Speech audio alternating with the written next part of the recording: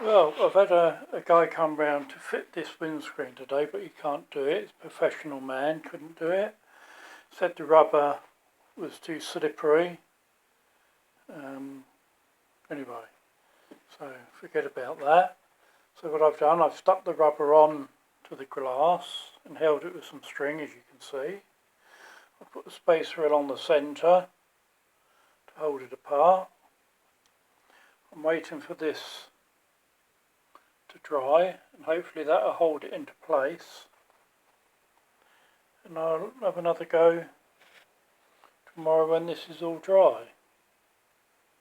If not, if anybody wants to buy a split screen Morris Minor, get in touch.